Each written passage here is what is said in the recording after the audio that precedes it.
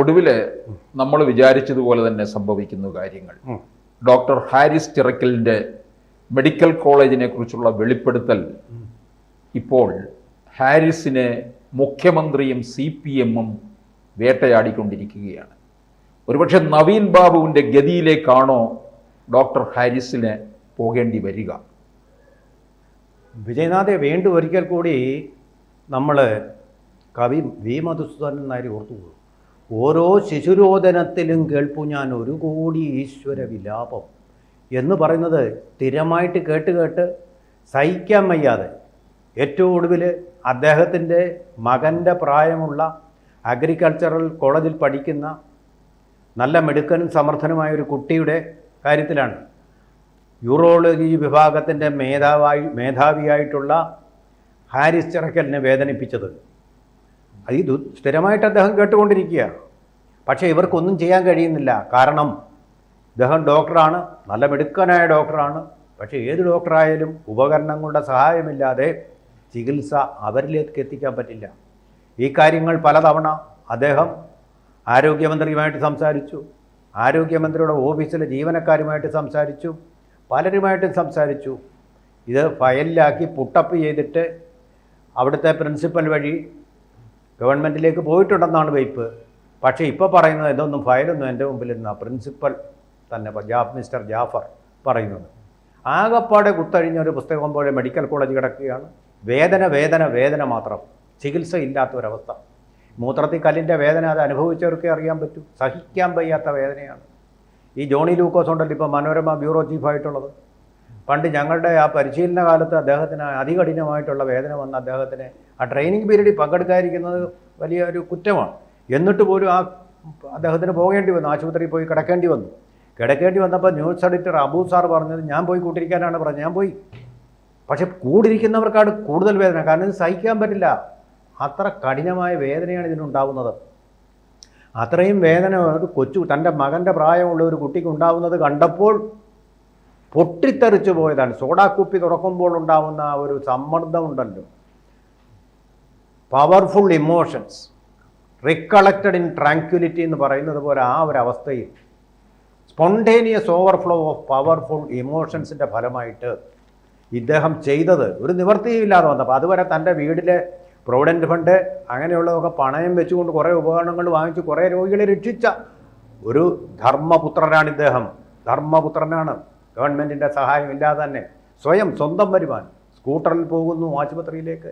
കണ്ണു ആശുപത്രിയിൽ മകനൊരു സർട്ടിഫിക്കറ്റ് വന്നപ്പോൾ ക്യൂ നിന്ന് ആ സർട്ടിഫിക്കറ്റ് വാങ്ങിക്കുന്നു. അങ്ങനെ ഒരു ഗാന്ധിയനെ പോലെ പെരുമാറിയ മാർക്സിസ്റ്റുകാരനാണ്. പാർട്ടിയുടെ ഒരു അഭിമാനമായിരുന്നു ഹാരിസ് ചിറക്കൽ എന്ന് പറയുന്ന മനുഷ്യസ്നേഹി, ഫിലാന്ത്രോപ്പിസ്റ്റ്. അപ്പോൾ ഇവൻ്റെ വേദന 2-3 ദിവസം സഹിച്ചു. ഉപകരണമില്ല, ഒന്നും ചെയ്യാൻ പറ്റാതെ നിസ്സഹായനായിട്ട്, ഗാന്ധിയവുമായിട്ട് നിസ്സഹായനായിട്ട് കാട്ടാളന്മാരുടെയും വേട്ടക്കാരുടെയും മുമ്പിൽ നിൽക്കുന്ന അർജുനനെ പോലെ, സവ്യസാചിയായിട്ടുള്ള അർജുനനെ പോലെ നിൽക്കുകയാണ് ഈ രോഗികളുടെ മുമ്പിൽ.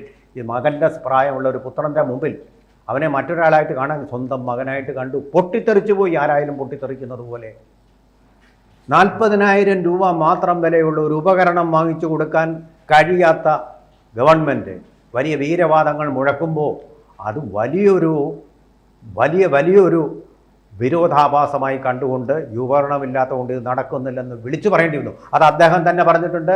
അതൊരു പ്രൊഫഷണൽ ആത്മഹത്യയായിരുന്നു. പക്ഷേ പ്രൊഫഷണൽ ആത്മഹത്യയല്ല, പ്രൊഫഷണൽ ഹരാഗിരിയാണ്.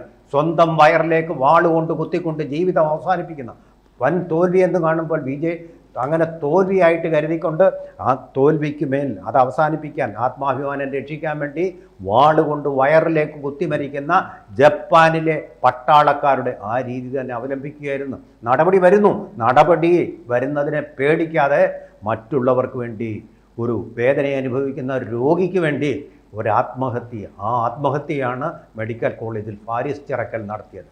അല്ലെ, ഇത് പറഞ്ഞു കഴിഞ്ഞപ്പോൾ ഉടനെ ആരോഗ്യവകുപ്പ് മന്ത്രി വീണ ജോർജും മറ്റുമൊക്കെ ഇദ്ദേഹത്തിന്റെ പ്രസ്താവനയെ അങ്ങ് പിന്തുണയ്ക്കുകയൊക്കെ ചെയ്തു. അത് പൈങ്കിളി കളിച്ചതാണ്, പോപ്പുലർ ആയിട്ടുള്ള ആളിൻ്റെ കൂടെ. പക്ഷേ തനി നിറം വരുന്നതേ ഉണ്ടായിരുന്നുള്ളൂ.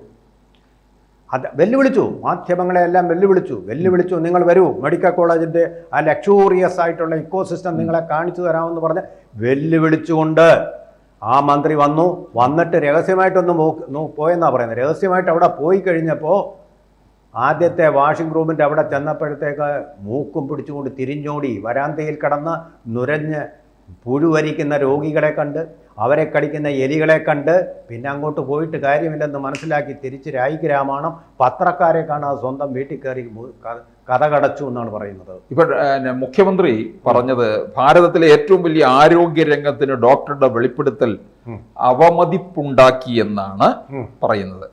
ഡോക്ടറുടെ അഭിപ്രായം തിരുത്തലല്ല, തകർക്കലെന്നാണ്. ഇതാണ് ദേശാഭിമാനിയുടെ മുഖപ്രസംഗത്തിൽ ഇന്നലെ എഴുതിയത്. ഇത് മാത്രമല്ല വിജയനാഥ്, ഓരോ പാർട്ടി സെക്രട്ടറി പറഞ്ഞത് പറയാം ഓരോന്നായിട്ട്. വിഷയങ്ങൾ ചൂണ്ടിക്കാണിക്കേണ്ടതുപോലെയാണ്, അല്ലാതെ ചൂണ്ടിക്കാണിച്ചാൽ വിമർശിക്കേണ്ടി വരും. പ്രതിപക്ഷത്തിന് ആയുധം നൽകുകയാണ് ഡോക്ടർ ഹാരിസ് ചെയ്തത്. കോവിഡിൽ അമേരിക്ക പോലും വിറങ്ങലിച്ചപ്പോൾ ശരിയായ നിലപാട് സ്വീകരിച്ച ഒരേയൊരു കേന്ദ്രമാണ് കേരളം. സത്യമാണ്. അങ്ങനെ ധീരമായിട്ട് പോരാടി കോവിഡിനെ തോൽപ്പിച്ച ആളിനെ നിങ്ങൾ എന്തുകൊണ്ട് മന്ത്രിയാക്കിയില്ല? ആ മന്ത്രി മാറിയതാണ് പ്രശ്നം ഉണ്ടാക്കിയത്. അതാ എം.വി. ഗോവിന്ദൻ പരോക്ഷമായിട്ട് അംഗീകരിക്കുകയാണ് വേട്ടയാടലിൻ്റെ ഒന്ന്. രണ്ടാമത്തത് CPI-കാരൻ ബിനോയ് വിശ്വം ഇയാൾ ഇതുകൊണ്ട് ഇങ്ങനെ കുറ്റം പറയാതിരിക്കേണ്ട എന്ന് പറഞ്ഞതിന് പുറകെ, പാർട്ടി സെക്രട്ടറി പറഞ്ഞതിന് പുറകെ മന്ത്രിയായ സപ്ലൈകോയെ ഏറ്റവും മോശമാക്കിയ, സപ്ലൈകോവിലെ ഏറ്റവും സമ്പന്നമാക്കിയത് അവരുടെ പാർട്ടി തന്നെ E. ചന്ദ്രശേഖരൻ നായരായിരുന്നുവെങ്കിൽ അതിനെ ഏറ്റവും ദരിദ്രമാക്കിയ മന്ത്രി GR അനിൽ, തിരുവനന്തപുരത്തുകാരൻ. അയാൾ പറയുകയാണ്, മെഡിക്കൽ കോളേജിനെ പറ്റി അറിയാത്ത ആളായിരിക്കില്ലല്ലോ അദ്ദേഹം. ചെറിയ പിഴവ് കേരളത്തിൻ്റെ പൊതുചിത്രമായി അവതരിപ്പിച്ചു. ഡോക്ടർക്ക് അറിയിക്കാൻ മന്ത്രി അടക്കമുള്ള സംവിധാനമുണ്ട്. പൊതുവെന്ന് അയാൾ പറഞ്ഞിട്ടുണ്ടോ എപ്പോഴെങ്കിലും? 40,000 രൂപയുടെ ഒരു ഉപകരണം വേണമെങ്കിൽ ഓപ്പറേഷൻ നടത്താൻ പറ്റും. പലപ്പോഴും ചികിത്സ മുടങ്ങിയിട്ട് ഇയാൾക്ക് കരയേണ്ടി വന്നിട്ടുണ്ട് മന്ത്രി. ചെറിയൊരു പിഴവോ, ചെറിയൊരു ഉപകരണം 40,000, അത് തന്നെ ഞങ്ങളും പറയുന്നത്. 40,000 രൂപയുടെ ഉപകരണം നിങ്ങൾ വാങ്ങിച്ചിരുന്നുവെങ്കിൽ ആ കുട്ടിക്ക് ഇത്ര നാളും വേദന അനുഭവിക്കേണ്ടി വരില്ലായിരുന്നു. മണ്ണന്തലയിലെ അംബിക എന്ന് പറയുന്ന ആ സ്ത്രീക്ക് മെഡിക്കൽ കോളേജിലെ ഡോക്ടർമാരെ വിശ്വസിച്ചു പോയ ആ സ്ത്രീക്ക് മിനിയാന്ന് ഇക്കഴിഞ്ഞ ദിവസം മരിക്കേണ്ടി വരികയില്ലായിരുന്നു. ചെറിയ കാര്യമാണ്. ചെറിയ കാര്യങ്ങളാണ് ഒരു ജീവനെ നിലനിർത്തുന്നത്. ബ്ലഡ് വേണ്ടേ? ബ്ലഡ് ഒരു ചെറിയ കാര്യം. പക്ഷേ ജീവൻ വേണമെങ്കിൽ അത് വേണം. ഇത് ചെറിയ കാര്യമെന്ന് പറഞ്ഞിട്ട് കാര്യമുണ്ടോ? അവസാനം ഇപ്പോൾ പക്ഷാഘാതം വരുമ്പോൾ നോക്കൂ, 4 മണിക്കൂറിനകം ഒരു മരുന്ന് കുത്തുവെച്ചില്ലെങ്കിൽ അയാൾ മരിച്ചു പോകും. ആ ചെറിയ കാര്യം, ആ ഒരു ഇഞ്ചക്ഷൻ, അതിൻ്റെ കാര്യമേ ഉള്ളൂ. പക്ഷേ അത് സമയത്ത് കിട്ടണ്ടേ? രോഗിയുടെ നിലവിളി, മൂത്രക്കല്ല് വന്ന രോഗിയുടെ കുട്ടിയുടെ, മന്ത്രി അനിലിൻ്റെ കുട്ടിയാണെങ്കിൽ അത് സഹിക്കുമോ? മെഡിക്കൽ കോളേജിൽ 2-3 ദിവസം കൊണ്ടിടുമോ? അവൻ്റെ ഗതികേട് കൊണ്ടാണ്, അവൻ്റെ ദാരിദ്ര്യം കൊണ്ടാണ്. നിങ്ങൾ പാവങ്ങളുടെ പാർട്ടിയാണെന്ന് പറയുന്നല്ലോ. ഇതാണ് പാവങ്ങളോടുള്ള നിങ്ങളുടെ സമീപനം. ചെറിയ കാര്യം എന്താ? പാവത്തിൻ്റെ ആയതുകൊണ്ടാണോ ചെറിയ കാര്യം? മുഖ്യമന്ത്രിയുടെ ആകുമ്പോൾ അമേരിക്കയിൽ പോയി ചികിത്സിക്കാൻ വേണ്ടുന്ന വലിയ കാര്യം. മുഖ്യമന്ത്രിക്ക് വയറിന് ദീനം വന്നാൽ അമേരിക്കയിൽ ചികിത്സിക്കേണ്ട വലിയ കാര്യം. നിങ്ങളുടെ കണ്ണടയ്ക്ക് ഒരു പ്രശ്നം വന്നാൽ അത് 2 ലക്ഷം രൂപ വില വരുന്ന കണ്ണട വാങ്ങിക്കേണ്ട വലിയ പ്രശ്നം. ഇവൻ്റെ വയറുവേദനയും മരണവും പാവങ്ങളുടെ മരണവും എല്ലാം ചെറിയ കാര്യം. ഇതാണോ കമ്മ്യൂണിസ്റ്റ് സംസ്കാരം? അടുത്തത് ഇനിയും പറയാം.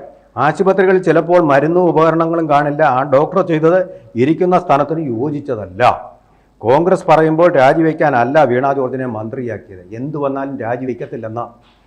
അപ്പോൾ ഈ ഉപകരണങ്ങൾ ചിലപ്പോൾ ഇല്ലാതെ വരുമെന്ന്. എന്തൊരു ധിക്കാരമായി പറയുന്നത്. നിങ്ങളെങ്കിലും അത് അടച്ചുപൂട്ടൂ. നിങ്ങളെ കൊണ്ട് അത് നോക്കാൻ കഴിയും. ഉപകരണങ്ങൾ ഇല്ലാതെ വരുന്ന ഒരവസ്ഥയുണ്ടെങ്കിൽ നിങ്ങളത് അടച്ചുപൂട്ടൂ. ഉപകരണങ്ങൾ ചിലപ്പോൾ ഇല്ലാതെ വരുമെന്ന്. ഇത് സജി ചെറിയാൻ്റെ കുടുംബ ആശുപത്രിയാണെന്ന് തോന്നുന്നത്. പിന്നെ ഞങ്ങളുടെ ടാക്സ് പിരിക്കുന്നത് എന്തിനു വേണ്ടിയിട്ടാണ്? ഞങ്ങൾ ഓരോ സാധനം വാങ്ങിക്കുമ്പോൾ GST പിരിക്കുന്നത് നിങ്ങൾ എന്തിനു വേണ്ടിയിട്ടാണ്?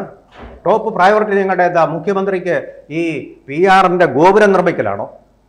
ആ PR ഗോപുരത്തിൻ്റെ മണികൾ ഇതാ നിലത്ത് വീണ് തകർന്നു കിടക്കുന്നു. അതാണ് ഇവരെ രോഗിയുടെ മരണമല്ല, മൂത്രക്കല്ല് അനുഭവിക്കുന്ന രോഗിയുടെ വേദനയുമല്ല ഇവരുടെ പ്രയോറിറ്റി. മുഖ്യമന്ത്രിയുടെ സൽപ്പേര്, ആ പേരിന് കളങ്കം വരുത്തി. ഇതെന്താ രാജഭരണമോ വിജയനാഥേ?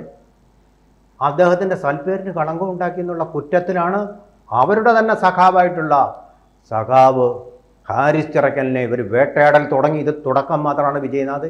അത് അവസാനം വിജയനാഥ് സൂചിപ്പിച്ചതുപോലെ തന്നെ നവീൻ ബാബുവിൻ്റെ ഒരു രീതിയിലേക്ക്, ഒന്നീ കൊലപാതകം അല്ലെങ്കിൽ ആത്മഹത്യ, ഇതിലേക്ക് ഇപ്പം തന്നെ പറഞ്ഞു പ്രൊഫഷണൽ സൂയിസൈഡ്. ഇനിയും അദ്ദേഹത്തിന് വ്യക്തിപരമായിട്ടുള്ള ശരീരത്തിൽ ബയോളജിക്കൽ സൂയിസൈഡിലേക്ക് പോകുന്നുണ്ട്.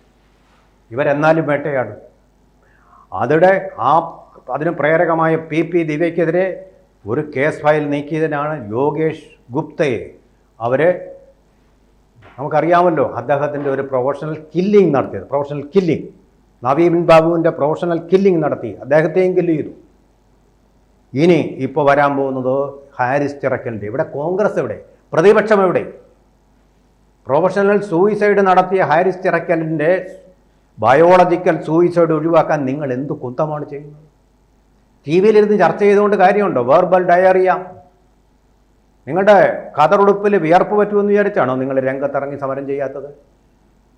അതോ ഇങ്ങനെ ആകാശത്തു നിന്ന് അടുത്ത തവണ തെരഞ്ഞെടുപ്പിൽ വിജയിക്കാനുള്ള അവസരം കിട്ടുമെന്നാണോ നിങ്ങൾ വിചാരിച്ചിരിക്കുന്നത്? സത്യം പറഞ്ഞാൽ ഭരണകക്ഷിയേക്കാൾ കൂടുതൽ നിങ്ങളെ വെറുക്കും ഇതിനെതിരെ പ്രതിഷേധിക്കാതിരുന്നാൽ. വാസ്തവത്തിൽ ദൗർഭാഗ്യവശാൽ അതാണിപ്പോൾ നടന്നുകൊണ്ടിരിക്കുന്നത്. കൂടുതൽ വാർത്തകളും വിശേഷങ്ങളും നിങ്ങളിലേക്ക് എത്താൻ ABC മലയാളം സബ്സ്ക്രൈബ് ചെയ്യുക, ബെൽ ബട്ടണും അമർത്തുക.